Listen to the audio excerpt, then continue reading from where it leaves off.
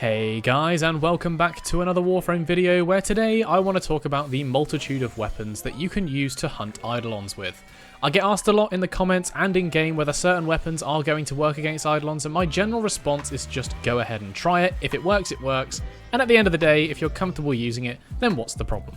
So for this video, rather than rattle through all the weapons you could possibly use against an Eidolon, and by the way, if you want to see your options, maybe go and take a look at Mr. Phoenix's channel. I know he specialises in that area, but we are instead just going to outline what makes a good Eidolon hunting weapon. So without further ado, let's get into it.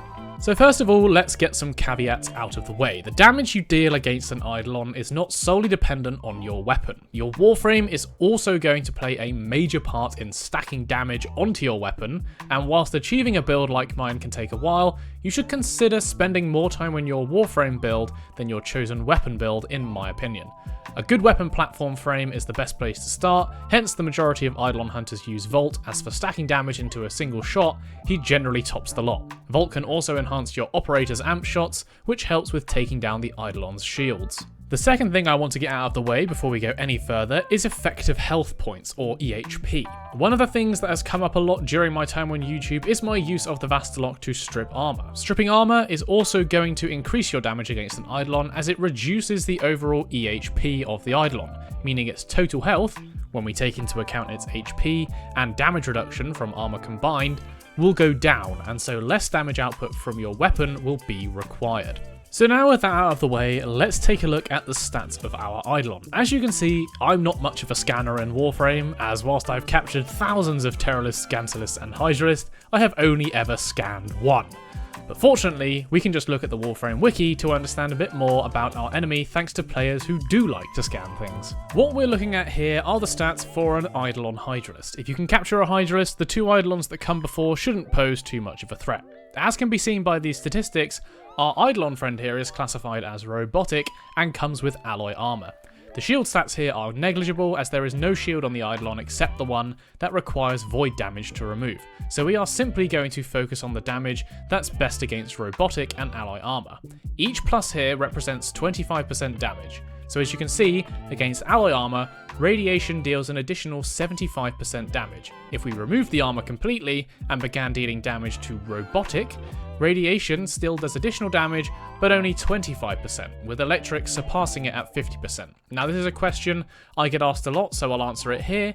If you want to run electric damage only, and fully strip the armor of the Eidolon every time, you can, but you should also bear in mind that if the armor remains unstripped, your electric damage will be reduced by 50%.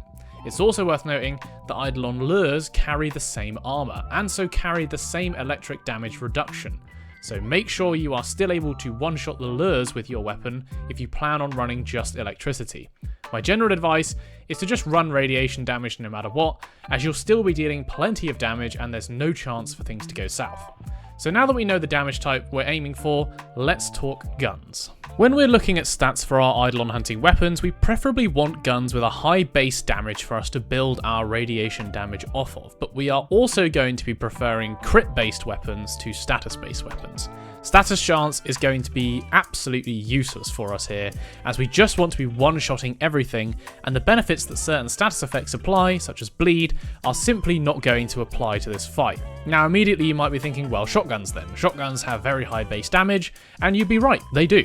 However, it can sometimes be very fiddly to land a shot against a Synovia, and if a few of your pellets miss, then you are going to suffer a damage reduction. Furthermore, shotguns are generally quite close range and have significant fall off in some cases. Whilst not a problem for the Terrorist or maybe the Gantalist, once you reach the Hydralist, things might get a bit trickier.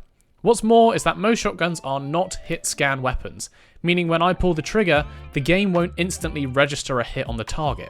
This is not a problem most of the time, but if you plan on taking out the first limb of Gantalist and Hydralist whilst they are still coming out of the water, you could run into some trouble. That's not to say that shotguns are out, it's simply to say that you should be wary when using them. So with the limitations of shotguns in mind, we need a weapon that has high base damage, preferably no fall off at medium range, is decently accurate, has hit scan mechanics, and has good crit stats. Inevitably, we land in the high powered rifles section, and in some cases high powered pistols. Whilst a lot of people do not like using sniper rifles, it has to be said that they tick all of the boxes. All sniper scopes also come with a damage bonus as well, which increases as you land more shots, which answers the other question of why I shoot Eidolons whilst they are invulnerable when I'm using a sniper. They also apply special effects when scoped in. The Rubico, for example, provides extra crit damage, whilst the Vectis provides additional headshot damage. Bonuses like these mean you can get away with having a much cheaper build if you utilise the shot combo counter properly. A lot of people land on the Rubico Prime as their go-to weapon, as we can see here, as it has one of the highest crit chance stats of any primary weapons in the game, and one of the highest crit damage stats as well. It also comes with a mod that reduces zoom by 50%, which can be equipped to the Exilus slot. At max zoom, you gain an additional 50% crit damage, and your shot combo counter will begin after just one shot, meaning if you maintained it at 1, you would constantly deal 1.5 times your total damage, and after just 3 shots, you would deal 2 times your total damage. Using multi-shot mods will allow you to boost your combo counter even faster as well. Now, outside of sniper rifles, there are many alternatives, but remember you are now losing the damage bonuses you get from your scope, so at this point, you want to be getting the majority of your damage boost from your Warframe. There are some weapons which can provide you with that little bit extra if you are willing to invest in them. The first one, which is my go-to weapon, is the Zenith. This weapon will typically only be able to one-shot Hydralisk limbs if you have a Riven, so already it's an expensive option, but it comes with the benefit of having infinite punch-through, which means long spawns, for example, should not be a problem for you. There are also high fire rate options as well, which allow you to basically hold down the trigger in anticipation of the Eidolon's shield being brought down. I tend to use the Vermisplicer for this reason against Terrorist, as it has one of the highest fire rates in the game, especially when you take into account beam mechanics, and I have a Riven mod that increases it even further, not to mention its insanely high multi-shot. It's also worth mentioning as well that with the introduction of Incarnon adapters, some weapons are now much more powerful against Eidolons than they were. A prime example would be the Burston, which now achieves well over 100% crit chance without a Riven or its Incarnon form active. That being said, it does have a 5-dot Riven disposition, so any Riven you did get for it would make it extremely powerful. The last alternative, which I will mention, although I'm not a fan of it myself, is Voidrig. Voidrig's 4th ability is good damage-wise, and it can be used to take limbs and also the Eidolon itself out, but I find it to be very clunky. It's not hit scan, and also it relies on your Necromech's energy, and it can play havoc when you are trying to transfer in and out of your Warframe. So that's basically everything I wanted to cover here. As always, my advice is to run with whatever you are comfortable with.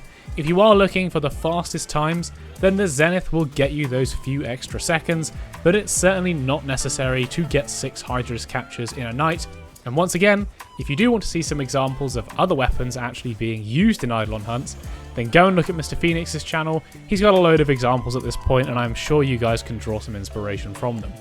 If you do have your own personal preferences, then do let me know down in the comments below. But otherwise, guys, I hope you enjoyed the video. If you did, then please leave a like and subscribe, and I will see you in the next one.